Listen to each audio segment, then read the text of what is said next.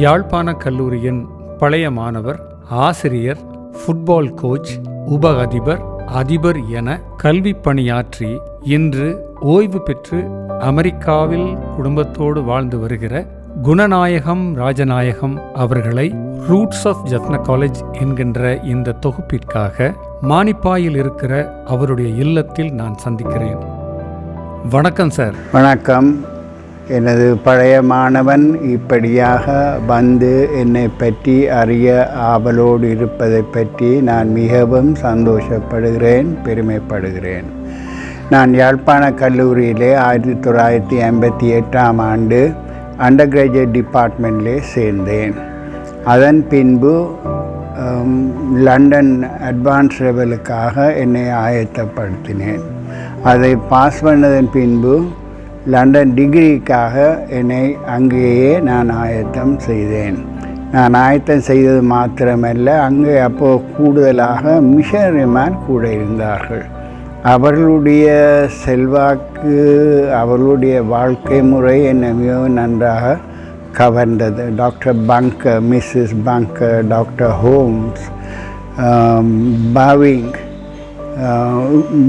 Mister and Mrs Lockwood, இவைகள் எல்லாருடைய வாழ்க்கையும் என்னை மிகவும் கவர்ந்தது. ஏனென்றால் மிகவும் செல்வந்த இடத்திலே இருந்து செல்வமான, வளமான, சௌகரியமான வாழ்க்கையை விட்டு இந்த கிராமத்துக்கு வந்து கடவுளுடைய நற்செய்தியை பரவ வேண்டும், மற்றவர்களுக்கு உதவி செய்ய வேண்டும் என்று இவர்கள் செய்த அந்த வாழ்க்கையை பார்க்கும்போது எனக்கு மிகவும் கவர்ச்சியாக இருந்தது. ஆகவே தான் ஜெஃப்னா காலேஜிலே உள்ள செயல்களிலே கூடுதலாக, சமய செயல்களிலே கூடுதலாக நான் ஈடுபட்டு, பின்பு நான் விளையாட்டுகளிலே முக்கியமாக ஃபுட்பால், சொக்கம் இதுகளிலே ஈடுபட்டு வந்தேன். அப்பொழுது செல்லையா அதிபராயிருந்த அவர் என்னுடைய விளையாட்டு திறமையை கண்டு, விளையாட்டு திறமையையும் மற்றது நான் ஆராதனைகள் எடுப்பதிலும் சமயத்தை போதிப்பதிலும் என்னுடைய திறமையை கண்டு அவர் என்னை ஆசிரியராக நியமித்தார். நான் என்னுடைய பிஏ ரிசல்ட்ஸ் வர முன்னதாகவே அவர் என்னை ஒரு ஆசிரியராக நியமித்தார். அதன் பின்பு நான் ஆசிரியராகி மாணவர்களுக்கு உதவந்தாட்டத்தை பழக்கி யாழ்ப்பாண கல்லூரியிலே தமிழ், கிறிஸ்தவம் ஆகிய பாடங்களை படிப்பித்து வந்தேன். இப்படியாக இருக்கின்ற போது பல வேளைகளிலே இந்த மிஷனரிமாருடைய செயல்பாடுகள் என்னை மிகவும் கவர்ந்தது. டாக்டர் பங்கர் அவர்கள் என்னை ஒரு நாள் அழைத்து, நீர் ஏன் இறையியல் படிக்கக்கூடாது? இறையியல் படிக்க வேண்டுமென்றால் உம்மை நான் ஸ்காலர்ஷிப்பிலே அமெரிக்காவுக்கு அனுப்புவேன் என்று சொல்லி சொன்னார். அப்பொழுது என்னுடைய வீட்டிலே என்னுடைய தாயாரை விட்டு நான் வெளியில் போகக்கூடிய வசதிகள் எனக்கு இருக்கவில்லை. தொடர்ந்து நான் படிப்பித்து கொண்டிருந்த பொழுது அங்கே உள்ள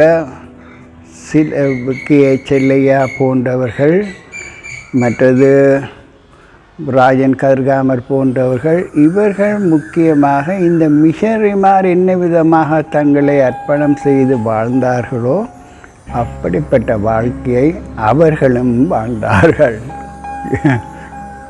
இது என்னை மிகவும் கவர்ந்தது.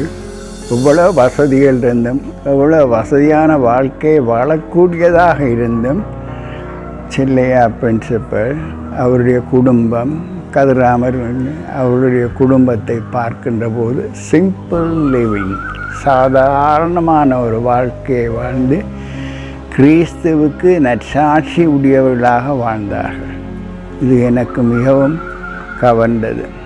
அதே நேரத்தில் மாணவர்கள் ஹாஸ்டல் வார்டனாக இருந்தேன்.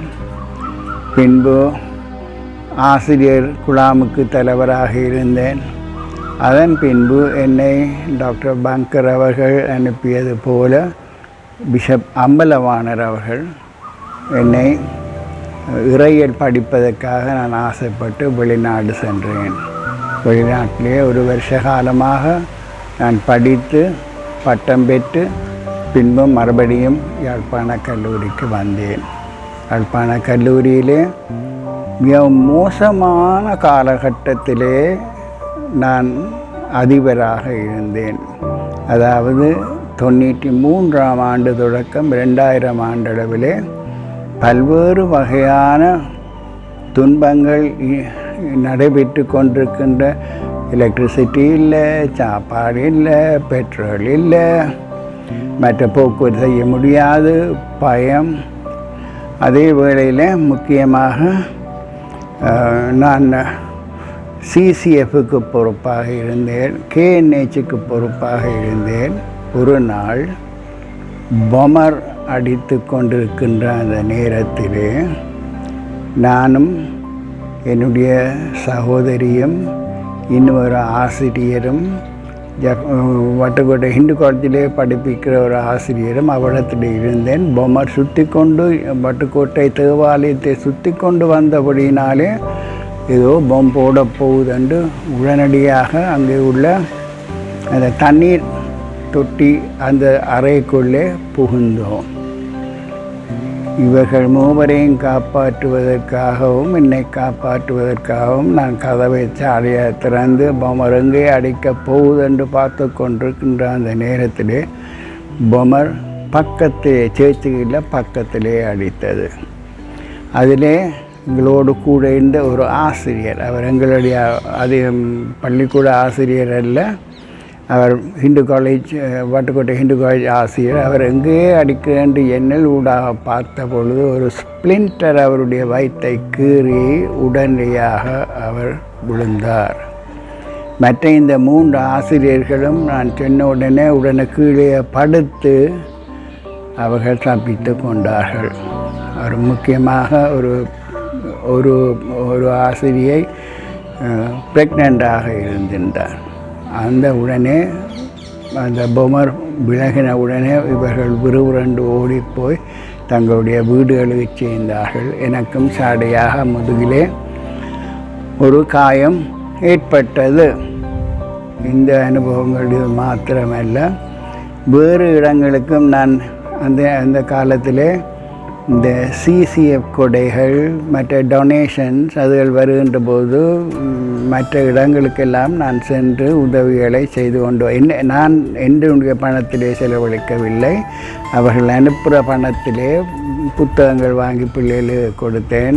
மற்றது ஹோம்ஸ் நடத்தினோம். அவைகளை எல்லாவற்றையும் பார்த்து அதுங்க தேவையான பொருட்களை கொடுத்து வறிய மக்களுக்கு தேவையான அரிசி, உணவு, கோதுமை, மண்ணெண்ணெய், முகவேலை எல்லாவற்றையும் கொடுத்து கொண்டு வந்தேன். போக்குவரத்து கஷ்டமாக இருந்தாலும், போக்குவரத்திலே ஹெலிகாப்டர் ஷூட்டிங்கள் அதுகள் இருந்தாலும், இந்த வாழ்க்கை எனக்கு மனித நேயத்தை உண்டாக்குகின்ற ஒரு வாழ்க்கையாக இருந்தபடியினாலே நான் அதை செய்து கொண்டு வந்தேன்.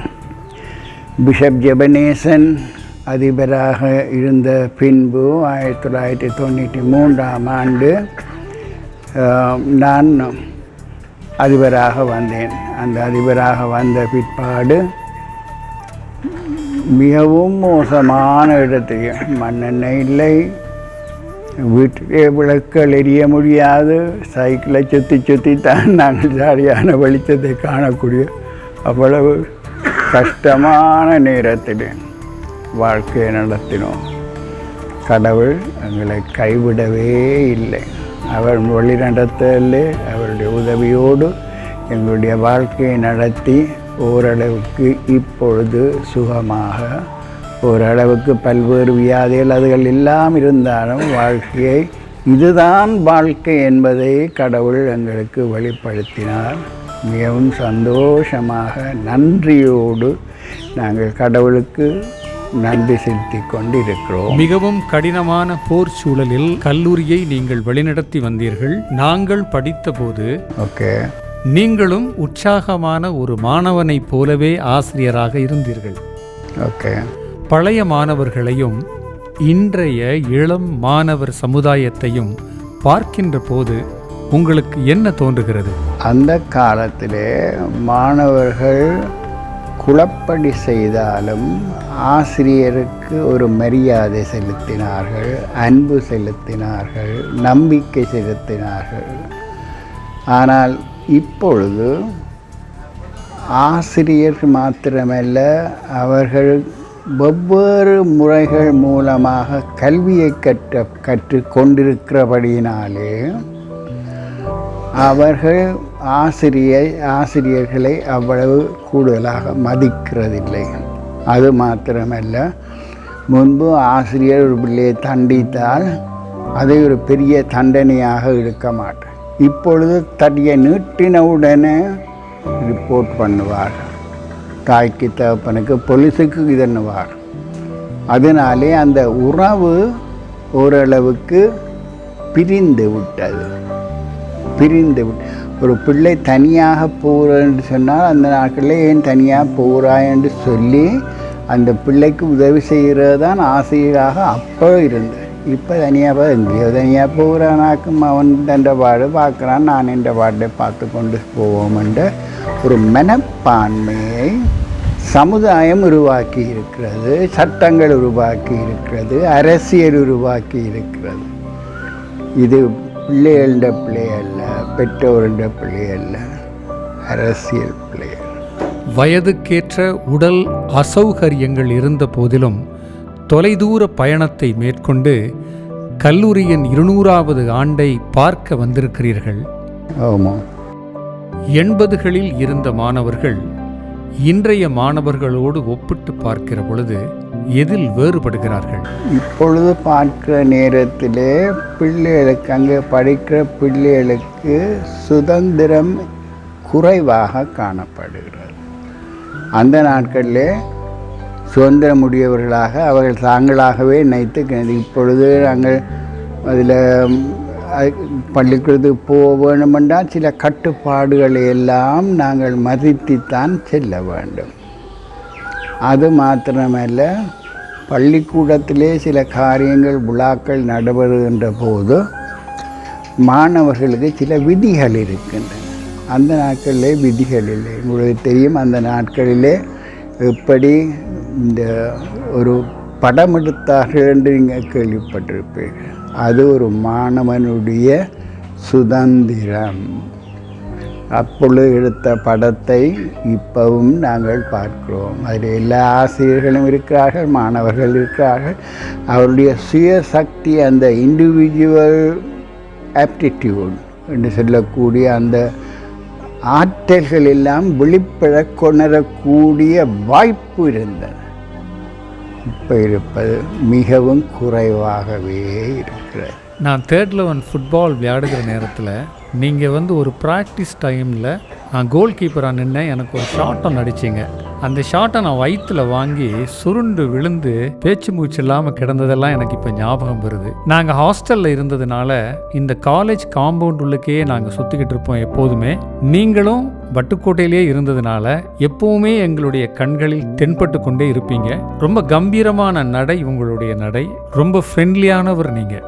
நாங்கள் படித்த நேரத்தில் எங்களுக்கு சீனியராக இருந்த ஒரு மாணவர் வெளிநாடு ஒன்றுக்கு போவதற்கு முயற்சி செய்த போது பணம் குறைவாக இருந்த நேரத்தில் நீங்கள் உங்களுடைய சொந்த பணத்தில் இருந்து அவருக்கு உதவி செய்து வெளிநாட்டுக்கு அனுப்பி வைத்ததாக அவர் என்னோடு பகிர்ந்து கொண்டார். எங்களைப் போலவே நீங்களும் துள்ளித் திரிந்த இந்த யாழ்ப்பாண கல்லூரியை பல ஆண்டுகளுக்கு பிறகு 200வது ஆண்டை கொண்டாடுகிற நேரத்தில் நீங்கள் பார்த்தது உங்களுக்கு மகிழ்வாக இருந்திருக்கும் என்று நினைக்கிறேன். இன்றைய யாழ்ப்பாண கல்லூரிக்கு நீங்கள் தருகிற செய்தி என்ன?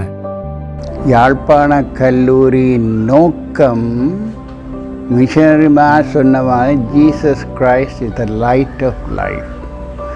அதை வாழ்க்கையின் ஒளி என்பதை மனதிலே வைத்து கொண்டுதான் எல்லா செயல்பாடுகளும் செய்யப்பட வேண்டும். பிள்ளைகளுடைய வாழ்க்கையின் ஒளி, வாழ்வின் ஒளி, அவர்களின் எதிர்காலம் எல்லாவற்றையும் Jesus Christ the light of life, அதை அடிப்படையாக வைத்து கொண்டுதான் எந்த ஃபங்க்ஷனும், எந்த உயர்வும், எந்த திட்டங்களும் எல்லாராலும் செயற்படுத்தப்பட வேண்டும் என்பதே என்னுடைய வாஞ்சியாக இருக்கிறது. மிகவும் நன்றி சார். உங்களை வாழ்த்தி விடைபெறுகிறேன்.